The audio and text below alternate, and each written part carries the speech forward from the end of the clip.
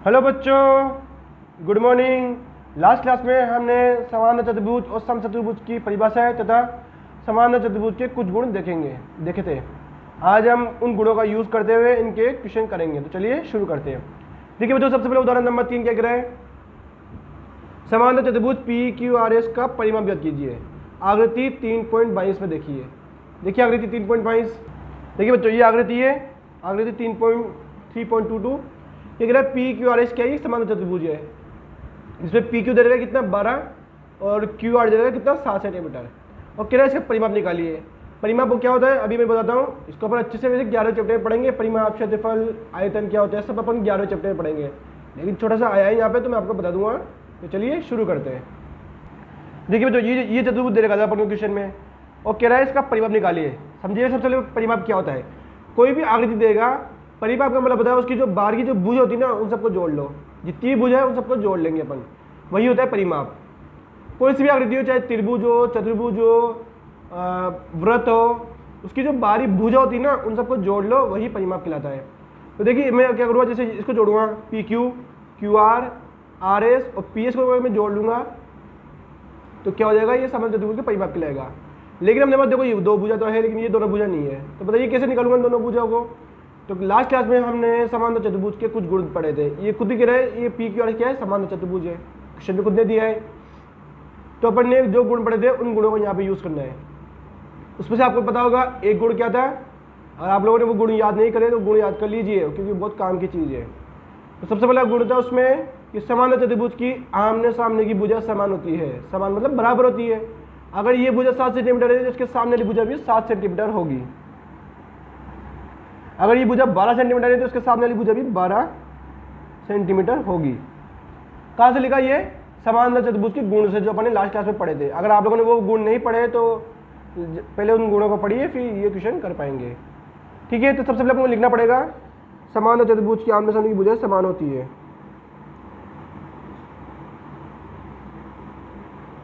समांतर चतुर्भुज, चतुर्भुज को शॉर्ट फॉर्म में चतुर्भुज लिखते हैं। ठीक है, समांतर चतुर्भुज की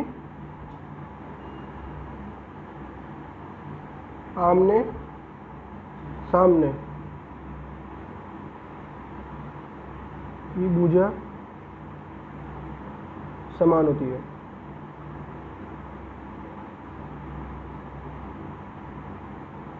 समांतर चतुर्भुज की आमने सामने की भुजा समान होती है। ठीक है, अपन कैसे लिखेंगे देखो बताओ। पी क्यू किसके बराबर होगा, ये पी क्यू भुजा है, इसके सामने वाली भुजा कौन सी है, एस आर, यानी पी क्यू बराबर होगा एस आर के। और ये दोनों कितने हैं 12 सेंटीमीटर। वैसे ही क्यू आर किसके बराबर होगा, पी एस के, और ये दोनों कितने हैं 7 सेंटीमीटर। ठीक है, अपन लिख दिया पी क्यू आर एस के बराबर है क्योंकि अपन पता है समान चतुर्भुज में आमने सामने की भुजा बराबर होती है, दोनों बराबर होगी। और क्यू आर पी एस के बराबर होगा तो ये दोनों बराबर हो गए। ठीक है, अब मुझे लिखना है परिमाप। तो चतुर्भुज का परिमाप। देखो मैं परिमाप का मतलब क्या होता है, इन चारों भुजाओं को जोड़ लो। तो कैसे लिखेंगे, P Q plus Q R plus R S plus S P. देखो मैंने भुजा का नाम दिया P Q plus Q R plus R S plus S P. जोड़िए, पी क्यू का मान कितना था 12, क्यू आर का 7, पी आर एस का 12 और एस पी का 7। इसको आर एस पढ़ो या एस आर पढ़ो दोनों सेम है। आर एस पढ़ो या एस आर पढ़ो दोनों सेम होता है। ठीक है, इस बात की आप कंफ्यूज ना हो। जैसे मैंने एस पी लिख दिया या तो पी एस है तो कंफ्यूज ना हो, दोनों सेम है। एस पी और पी एस दोनों सेम है। अब इनको जोड़ लीजिए, बराबर 24। तो इनके जोड़ने में आएगा 38 और पीछे इकाई लगाइए सेंटीमीटर। सेंटीमीटर क्यों लगाया, क्योंकि देखिए यहाँ पे सेंटीमीटर था, यहाँ पे सेंटीमीटर था, तो यहाँ पे भी सेंटीमीटर लिख लेगा। तो ये निकल गया इसका परिमाप। ठीक है, ये हो गया क्वेश्चन नंबर एग्जाम्पल नंबर 3। अगला उदाहरण देखिए बच्चों, उदाहरण नंबर 4 क्या कह रहा है। आकृति 3.26, ये आकृति 3.26 में बी ई एस टी एक समान चतुर्भुज है। देखिए बी, ये ई एस टी, ये क्या एक समान चतुर्भुज है। तो एक्स वाई जेड के मान ज्ञात कीजिए। तो पता नहीं अपन को एक्स का मान निकालना है, वाई का मान निकालना है और जेड का मान निकालना है। ठीक है, तो चलिए निकालते हैं।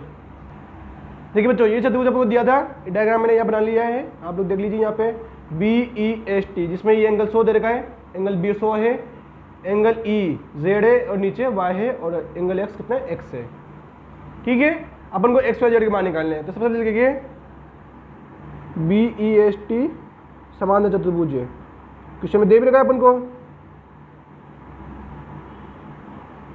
ठीक है। चतुर्भुज को शॉर्ट फॉर्म में चतुर लिखते हैं, ठीक है। अब देखिए सबसे पहले ऐसे लिख सकता हूं मैं, एंगल जो x है वो एंगल 100 के बराबर होगा। लिख जाओ इसको, ऐसे नहीं और ऐसे लिखते हैं, पहले नाम लिखते हैं एंगल B बराबर एंगल S। क्यों? तो पीछे आपको कारण लिखना पड़ेगा, क्यों? सम्मुख कोण। मैंने आपको बताया था गुण में भी, आपको गुण याद होंगे। मैंने कहा था समांतर चतुर्भुज में आमने सामने कोण बराबर होते हैं। जैसे कि ये 100 डिग्री है तो ये भी कितना होगा? 100 डिग्री।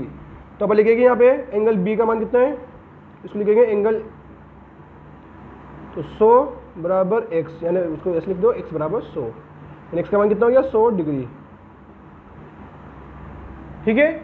मैंने आपको पहले भी बताया था गुण में कि आमने सामने कोण बराबर होते हैं। अगर ये कोण 100 है तो ये भी 100 होगा। अगला देखिए, अब देखिए जो एंगल S है, सॉरी S,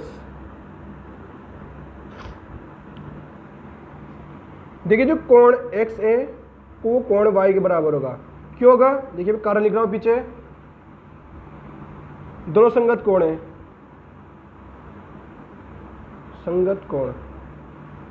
अब देखो संगत कोण क्या होता है, किसी भी भुजा में एक कोण अंदर बन रहा है, कोई कोण एक अंदर बन रहा है और एक बाहर बन रहा है, तो ये दोनों कोणों का मान बराबर होता है एक ही भुजा पे। देखिए ये कोण अंदर है और ये कोण बाहर है, तो अंदर और बाहर के कोणों का मान बराबर होता है। ध्यान रखना इस बात को, सिर्फ लेकिन एक ही भुजा में होनी चाहिए, दूसरी भुजा में नहीं। जैसे एक ही भुजा है दोनों, ये x है और ये y है, ये अंदर ही बाहर है, तो दोनों कोणों का मान बराबर होता है। इसको बोलते हैं संगत कोण, ठीक है। ये तो होता है सम्मुख कोण, सम्मुख यानी समान मुख वाला, आमने सामने वाले, ठीक है। और ये अंदर बाहर वाले संगत कोण। तो देखिए x का मान अपन निकाल लिया तो y का मान निकल गया अपन, तो एंगल y बराबर कितना, ये भी 100 डिग्री हो जाएगा, क्योंकि x का मान 100 था तो y का मान कितना हो जाएगा? 100, तो ये निकल गया y का मान भी, ठीक है। x का निकल गया, y का निकल गया, किसका निकाले? z का, ये रहा z। अब देखिए मैं क्या लिखूँगा, angle z plus angle y बराबर 180। ये क्यों होता है? देखिए कारण देखिए, पीछे लिख रहा हूँ, देखो रेखिक युग्म।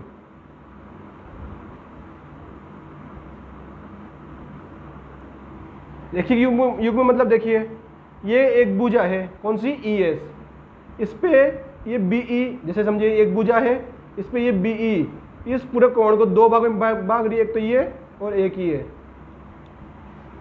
अगर किसी भी भुजा पे कोई दो कोण आपस में कट होते हैं तो उन दोनों का योग हमेशा 180 होता है। तो देखिए इसको प्लस इसको मैं प्लस करूंगा तो इन दोनों का कोण का योग हमेशा 180 ही आएगा। किसी भी सीधी रेखा पे कोण हमेशा 180 होता है। जैसे ये देखिए सीधी रेखा एक, ठीक है, तो ये इसका कोण 180 होगा हमेशा। तो इसका मान अपन निकाल लिया, नीचे वाले का मान y का मान अपन निकाल लिया, कितना आया था? 100 डिग्री आ चुका है अपने पास, तो अपन यह मान रख देंगे, एंगल z प्लस y का मान कितना आया था? 100 बराबर 180। तो एंगल z बराबर, अब देखिए 100 प्लस का तो जाके माइनस का, तो 180 माइनस 100, तो एंगल z बराबर 80। तो एंगल z का मान कितना आ गया? 80, ठीक है। एंगल z का मान आ गया 80, ठीक है। 100 लिख दिया y का मान, इसको तो भेज दिया, माइनस कर लिया, और एंगल z का मान आ गया 80, ठीक है। तो देखिए x का मान आ गया, y का आ गया और z का आ गया, ठीक है। इसके साथ हमारे उदाहरण नंबर 4 फिनिश।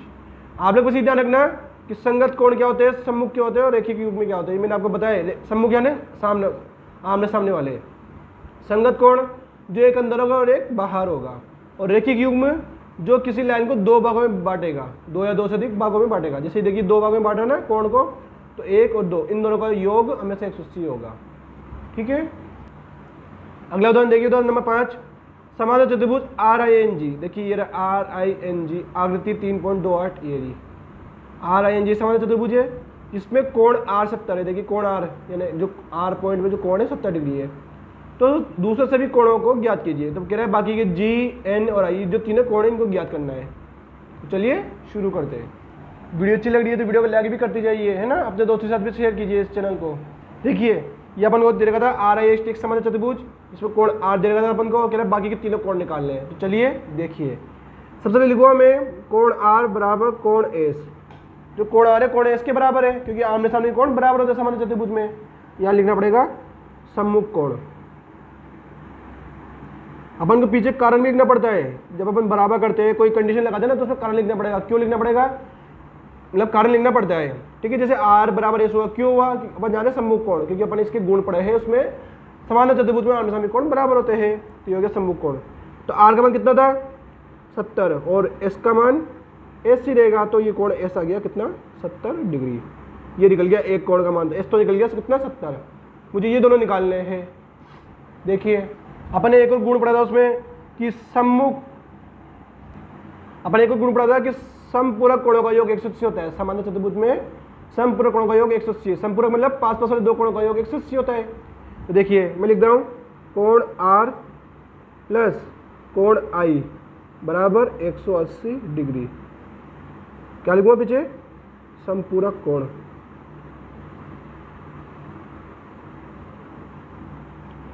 ठीक है, ये कारण मैंने आपको बताया था जब मैंने आपको लास्ट क्लास में उदाहरण पढ़ाए थे, वहां पे मैंने बताया था सब कुछ कि कोण मतलब बराबर आमने सामने भुजा बराबर होती है, आमने सामने कोण बराबर होते हैं, समपूरक कोणों का योग 180 होता है। तो देखिए कोण आर प्लस कोण आई, इन दोनों का योग 180 होगा। तो कोण आर का मान कितना है? 70, और कोण आई अपने पास नहीं है, इसको निकालना है, तो चलिए निकाल लेंगे। 180 मुझे आई का मान निकालना है, तो 180 70 किसका है? प्लस कर दो जाके, माइनस का 70, 180 में 70 क्या दो? 110, क्या गया कोण आई का मान। ठीक है, आई निकल गया, एस निकल गया, अब क्या बाकी है? टी। तो अपन कह सकते हैं कोण आई बराबर है कोण टी के। क्यों बराबर है? अपन जानते हैं सम्मुख कोण, सामने सामने कोण बराबर होते हैं, सम्मुख कोण। जानते हैं अपन, गुण जानते हैं इसका, आमने सामने कोण बराबर होते हैं। तो देखिए अगर कोण आई कितना है? 110 डिग्री, तो कोण टी कितना होगा? 110। तो यहाँ लिख देंगे कोण टी बराबर 110 डिग्री। ये आ गया कोण टी का मान। ठीक है, ये सिंबल कोण का होता है, ध्यान रखना। ये तो सिंबल नहीं होता, कोण का सिंबल होता ही है। यानी देखिए अब आगे तीनों मान एस आ गया, आई आ गया और टी आ गया। तो एस का मान कितना आया? 70 डिग्री, आई का मान 100 डिग्री, और इसका मान 110 डिग्री। सॉरी यहाँ पे गलती होगी, 110 आएगा यहाँ पे। ठीक है, 110 था ना यहाँ पे, देखिए 110 था, तो इसका मान होगा 110 डिग्री। ठीक है, तो ये निकल गए तीनों कोण। बस आपको पता होना चाहिए समपूरक कोण पास पास दोनों कोणों का योग 180, सम्मुख आमने सामने कोणों का योग 180। ठीक है, ये हो गया अपने उदाहरण नंबर 5। आप लोग आराम से पहले समझिए, फिर आराम से वीडियो को पॉज करके आराम से नोट कर लीजिए। ओके, अब हम पढ़ेंगे उदाहरण नंबर 6। देखिए जो उदाहरण नंबर 6 क्या कह रहा है? आकृति 3.31, ये आकृति 3.31 में HELP एक समांतर चतुर्भुज है। HELP ये पूरा क्या है?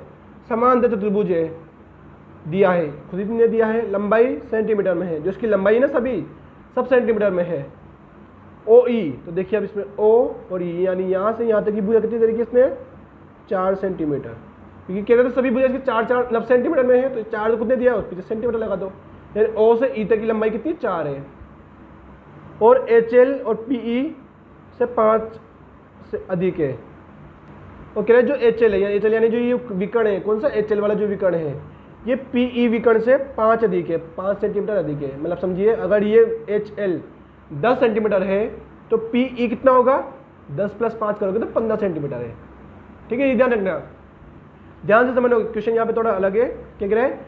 HL जो है इसका समांतर चतुर्भुज का जो HL है वो PE से 5 अधिक है, यानी 5 सेंटीमीटर अधिक है। तो कह रहे हैं OH ज्ञात कीजिए। तो OH अपन को ये वाली साइड निकालनी है। चलिए देखते हैं कैसे निकालते हैं। देखिए बच्चों, तो ये चतुर्भुज अपन दे रखा था HELP, मैं यहाँ बना दीजिए, आप लोगों को भी ये कॉपी बनाना है। देखिए अब देखिए आपको एक चीज दे रखी थी, क्या दे रखी थी? OE बराबर 4 सेंटीमीटर, मैंने लिखा है, दिया है OE बराबर 4 सेंटीमीटर। अब देखिए जो OE होगा वो PO के बराबर होगा। क्यों?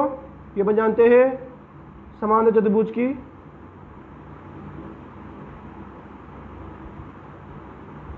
समांतर चतुर्भुज के विकर्ण समद्विभाजित होते हैं। ये आपने पढ़ा था ये गुण में, पीछे का आपको कारण लिखना पड़ेगा। समांतर चतुर्भुज के विकर्ण समद्विभाजित है। अपने लास्ट क्लास में जो गुण पढ़े थे उसमें मैंने आपको सारे कारण बताए थे। इसमें बताया था मैंने समांतर चतुर्भुज के जो विकर्ण होते हैं समद्विभाजित, यानी ये विकर्ण इसके बराबर होगा, ये विकर्ण इसके बराबर होगा। तो देखिए मैंने लिख दिया OE बराबर OP, OE बराबर OP। तो OE कितना था? 4, तो OP कितना हो जाएगा 4 सेंटीमीटर। मैंने क्या लिखा, OP पढ़ो या PO पढ़ो बात बराबर है, ठीक है। तो मैं देखो OP लिखूँ या PO लिखूँ बात बराबर होती है, ठीक है। तो अभी कंफ्यूज ना हो, तो OP आ गया अपने पास 4। अब देखिए OP प्लस PE करूँगा मैं, समझिए। मैं PE को ऐसे लिख दूँ, जो ये पूरी लाइन है जो PE, इसको मैं ऐसे लिख दूँ PO प्लस OE लिख सकता हूँ। देखिए पूरा एक विकर्ण है, इसमें ये PO और OE दोनों को जोड़ूंगा जब जाके PE बनेगा। तो देखिए मुझे PE का मान निकालना है, तो OP का मान कितना है 4 और OE का मान भी कितना है 4, दोनों जोड़ूंगा तो 8 सेंटीमीटर, यानी मेरे पास PE कितना आ गया 8 सेंटीमीटर। अब दोनों देखिए PE आ गया। अब क्वेश्चन क्या कह रहा था, HL PE से 5 अधिक है, तो अपन लिखेंगे HL PE से 5 सेंटीमीटर अधिक है, यानी HL का मान निकालेंगे अपन।